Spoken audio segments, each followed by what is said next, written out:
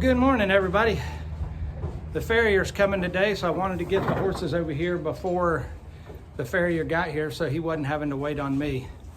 Farriers don't really like it when they got to wait on you because they've got to get to the next farm. I just wanted to talk to you a little bit about the farriers. It is really hard to find a good farrier. The farriers, for the most part, are one-man operations, and they tend to be younger. In the plumbing industry or the carpentry industry or farming industry, you find 30 and 40-year veterans, but you just don't find those in the farrier industry. This is hot, heavy, hard work. When you're dealing with 2,000-pound draft animals, it's hard to find a farrier that wants to deal with an animal that big. Either deal with pony-sized horses or 1,000-pound horses, and these girls are they're approaching 1,000, but they're going to be 1,850 when they're full grown, and it's a pretty big burden to do that. The farriers are, like I said, they're pretty much independent, sole proprietor. They don't have employees for the most part. It's a real cutthroat industry. If I get enough work and I need a helper, I'm basically training my competition, because that helper is eventually not going to work for helper's pay. That helper is going to say, I've learned all your supply channels. I know where you buy everything. I know the customers, and I know what your prices are. So, I'll just undercut you by $5 and take your customers from you. And so basically you're training your competition, like I said. So it's a real cutthroat industry. Me as a customer, I could call ABC Farrier and I could speak to ABC Farrier every time I call, but ABC Farrier never comes out. He sends XYZ employee. Well, after 6-8 months, I'm no longer calling ABC. I'm just calling XYZ employee directly and just saying, hey, can you come out? And then eventually XYZ employee says, I'm just going to go off on my own, You can pretty much be in the farrier industry for, a few $100, some knives and nippers, rasps, very, very minute hand tools of very minimal expense, and you can be in the industry. You don't have to go to school. It's advised to go to school, but you can learn off of YouTube nowadays. You can learn from reading a book. You can learn from hands-on from doing your own horses. There is certifications out there, but you don't have to be certified to go onto somebody's farm to trim their horses. That's just a certification that they put behind their name saying, I'm a certified farrier. But I don't care if you're certified or not, as long as you know how to trim my horses and they don't come up lame. It's not one of the things I ask, are you a certified farrier? They're real fly-by-night. They're real attentive to you at the beginning, calling you and texting you and everything. But then when they come out to the farm, they may not like your farm. They may not like you as a person. They may not like your animals. And then the next time, they don't schedule your appointments for the most part. And this is a generalization, guys. This is not a scientific report. This is not a documented study. This is my interpretation of farriers. They're not all bad, but as a general rule, they don't like to schedule you. Like if you go to the dentist or you go to the doctor, they go ahead and book your next appointment 6 months out or whatever. The farriers don't like to do that, 7 weeks out. They say, call me in a few weeks, call me when you're 2 weeks out. Well, you call them when they're 2 weeks out and they're busy, It's like, well, if you would have booked me 7 or 8 weeks ago, we wouldn't have this problem. But now you're busy, so now I'm not on a 7-week schedule. I'm on a 9-week or a 10-week schedule because you're already booked. But they don't know what customer service is. Today's generation is all on tablets and iPhones, and that customer service part of business has kind of left the barn. These farriers are younger for the most part, male and female. They're younger because it's a young person's game, because your back gives out, your knees give out. It is just, like I said, it's a hot, heavy, hard industry to work in and day out. They want to work in a center aisle barn with the horse cross-tied on concrete, with a fan blowing on them.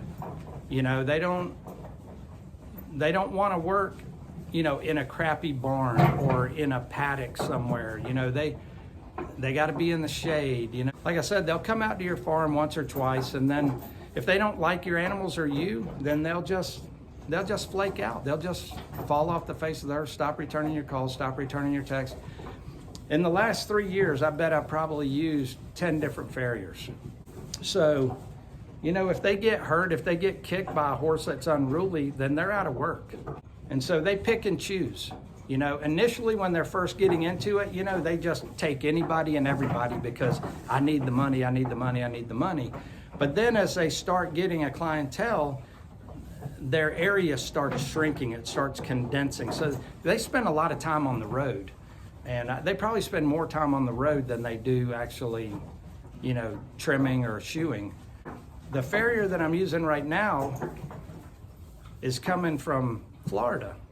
He's coming from 4.5 hours away. But he grew up doing draft horses and thoroughbred buggy horses in Amish country. It's just going to be a matter of time because he's new to Florida within the last couple of 2-3 years. But it's only going to be a matter of time before he says, I've got enough clientele down here in Florida to where I don't need to drive to Georgia. He takes care of 2 big draft farms up here. They probably have 8 or 10 horses each. And then I've got 2 drafts and 2 mules, as you know. And I'm just doing barefoot trimming, and he's actually shotting them over there. So he makes a pretty good paycheck, you know, driving 4.5 hours up here. But, you know, gas is now, you know, $4.25 a gallon, and who knows what it's going to do. And I'm really surprised he's driving up here. But it's just a matter of time before he gets enough clientele down there and he starts condensing his area and says, I don't need to drive to Georgia anymore. I recognize that because that's just the way this industry is. Like I said, that whole customer service it's generational. It's not farrier, it's generational. It doesn't matter. Pick the industry. You guys live out there in the world. You guys have seen how crappy customer service is. And it's generational because everybody is on these tablets and on these phones, and they do all their business on here instead of, you know, face to face. And it's kind of crazy. If you walk into a doctor's office, you just look around. There's every single person in there is on their cell phone playing Candy Crush or whatever they're doing. You know, they're just, nobody's interacting with anybody, nobody's talking, everybody's just, they've got a bubble around them, and they can't get out of that bubble. And because they're in that bubble, everybody's forgotten what customer service is. And it's really pretty sad. But it is what it is. To today's generation, that loss of customer service is normal to them because that's what they grew up in. You know, I grew up in, you know, where I heard my grandparents say I had to walk uphill to school both ways in the snow barefooted. But these kids nowadays, they don't, you know, they've got cell phones when they're 5 years old. This farrier's coming today, and we're going to trim these girls, and I'm glad he's coming. He's very attentive to my needs, talking to me and everything. He let me know he's running 30 minutes late, which I appreciate. So we're going to get these girls trimmed up, and I'm going to show you how all that's going to go.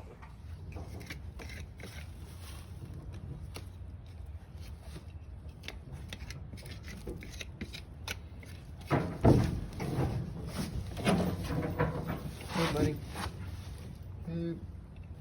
Are their soles harder than a normal? Not really, no. No? No, not really.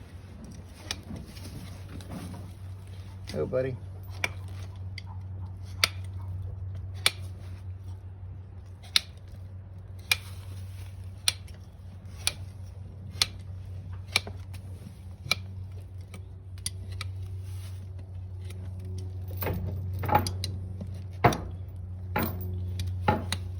So we're at 9 weeks right now. Yeah. And what you typically want to do Usually at 7? Yeah. We pushed them out a little bit there. Yeah, we actually ended up, we went to Ohio ourselves 2 weeks ago for a visit with Mom and Dad. That's why we ended up rescheduling.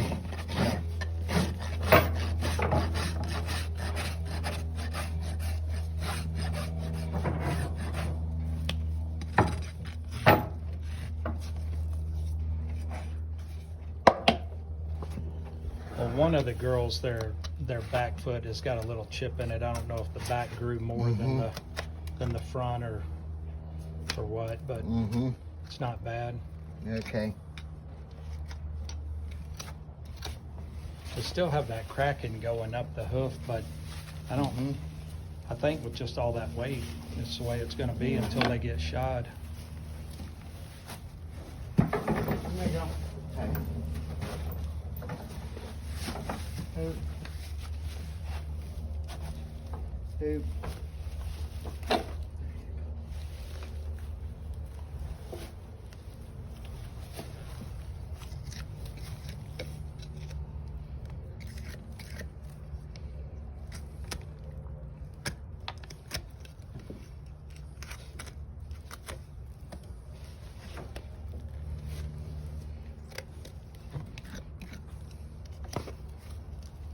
They just turned a year last weekend. Oh, really? Yeah. That's cool.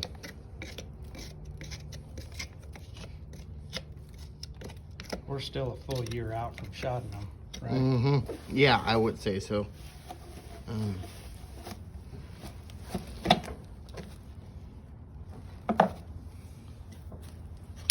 I introduced them to ground driving the other day. My buddy was on the lead rope up front, and then I had some ropes. I had a rope on either side of them. They did real well. Good deal. I was impressed. Mm-hmm. We're going to try to do it again tomorrow morning. That's great. Mm-hmm.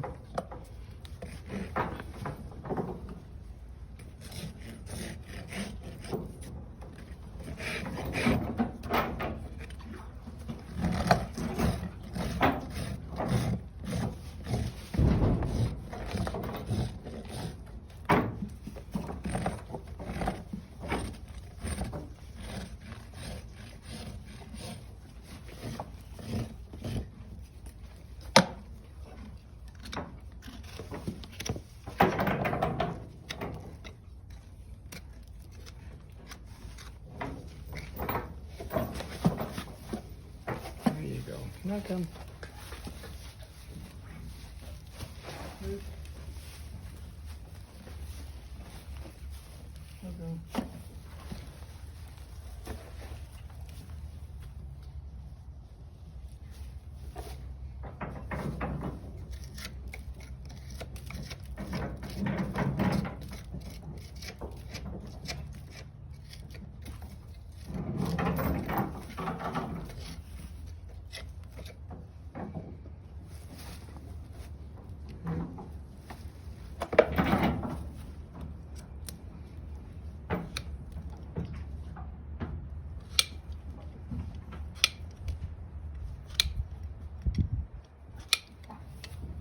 Sometimes farriers start nipping on the toes, and then other times they start on the outside like you just did there. Is there a rhyme or a reason? Not really. No? My dad would always trim this way, and my uncle would always trim the other way. Is that right? And I'll do sometimes I'm in one moot and I'll trim one way, and next I'll trim the other. It'll depend. If I have one that I'm questioning a little bit, you know, how short to go. These, it's pretty much no question. I see where the sole is at. I know what I want to take off. But if I have one that I'm a little bit questionable on the depth to trim, I'll start at the toe and work my way out. Okay.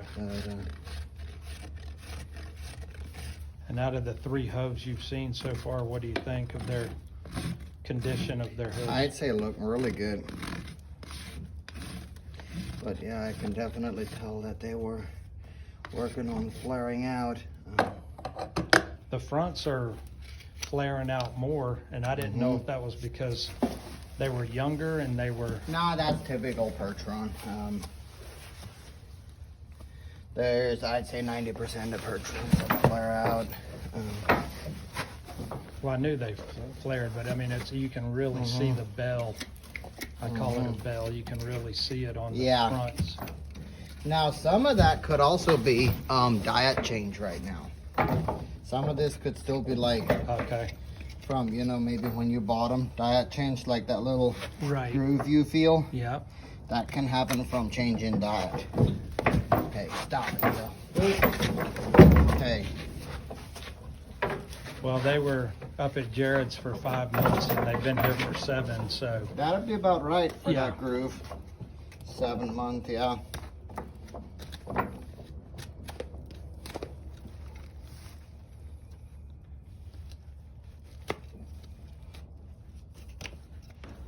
Yeah, they're pretty much eating the same thing. It's just, but it would be a different quality. Their hay would be a different, you know, have a different taste. Their oats would have a different taste because their soil's different. So, Right. you know, theirs could be richer. You know, we got a lot of red clay down here, so they probably grow a much better product up there. Yeah, I would say they do.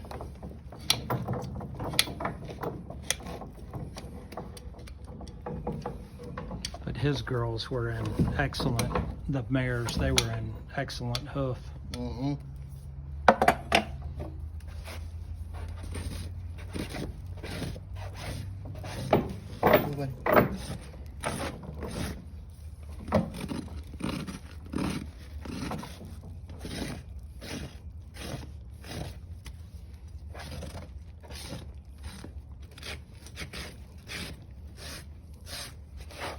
We had a lot of rain, so we got a lot of red mud.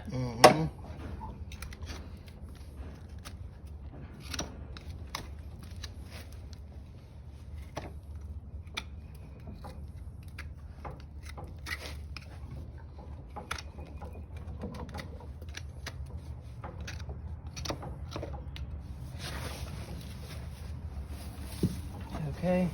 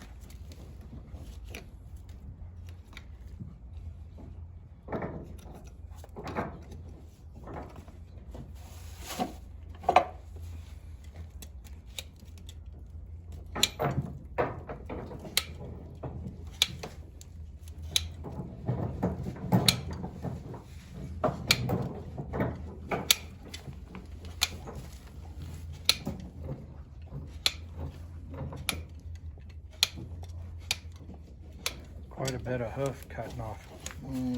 They grew a lot in that 9 weeks.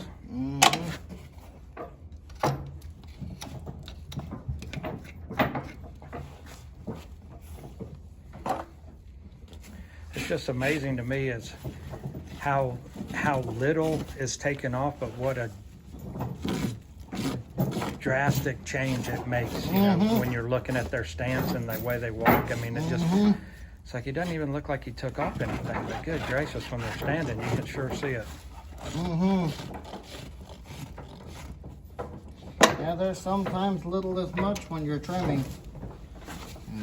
Back her up a little. There you go. Okay.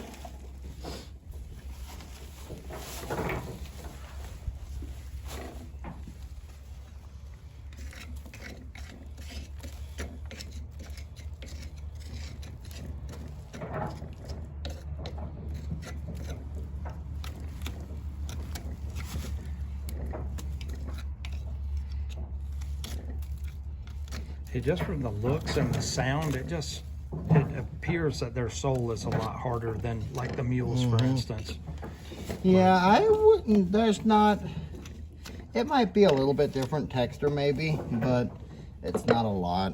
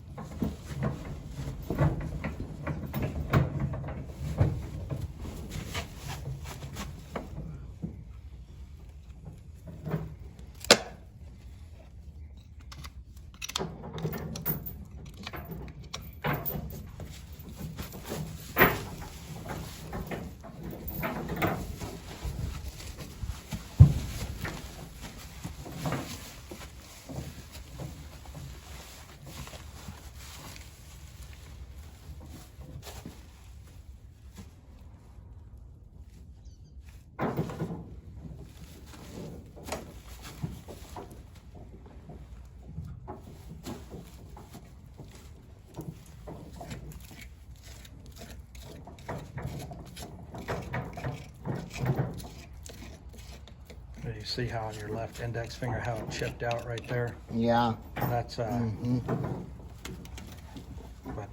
I'm just amazed at how much hoof has grown.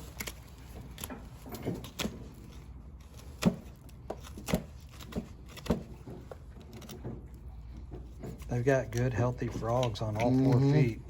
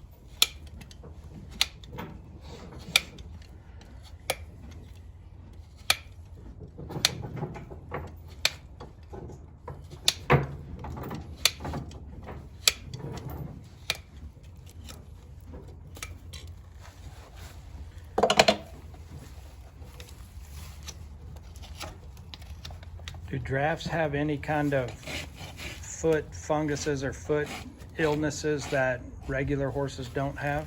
Just because the Not in the Percherons and Belgians, you don't see much. The Clydesdales and Shires and the Gypsy stuff is a lot more prone to thrush and scratches.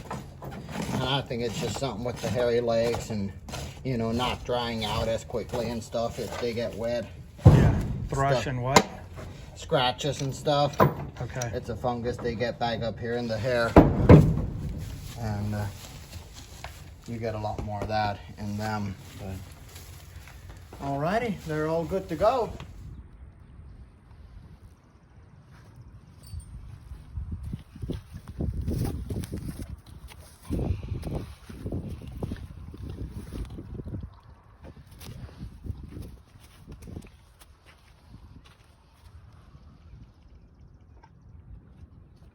Those were uncut, unedited, full videos of both of the girls getting trimmed at 1 year old. Jared, the breeder, my buddy up in South Dakota, trimmed them one time before I picked them up. This is the third time that Jonathan's come, and they did awesome. They did great. Just a little bit of grief from old Jean over here, but she was just trying to gain her balance. They never fought and pulled their legs back or anything, so they're just going to keep getting better with time, I hope. It's just part of their breeding and their mannerisms and their demeanor that comes natural with them, the gentle giants. I hope Jonathan can stay on as a farrier for a long time because he's really good, and I really like him. He's an Amish farrier that left the Holmes County, Ohio, and moved to Live Oak, Florida. And he grew up doing drafts and thoroughbred buggy horses, thoroughbreds off the racetrack that became buggy horses. And then for whatever reason, I don't know, it's none of my business, he left the Amish church and became a Mennonite. And hopefully the big draft farms that he takes care of, he's heading to one now. It's probably 12 o'clock. He's heading over there now. He said he'll be there for the rest of the day. He's got, I don't know, 8 or 10 horses. I think he's got a shod 6 over there, and then trim a handful of others. And then maybe he's shodding 4 and trimming the rest. I can't remember, but he said he won't even make it to the other farm tonight. He'll go there in the morning. But hopefully those big farms will keep him employed, and he'll have a reason to come up here, because I imagine he makes a couple $1,000 when he comes up here for the day and a half that he's here. I enjoyed that. I thought that was great. Hope you did too, and appreciate you watching, and we'll see you on the next one.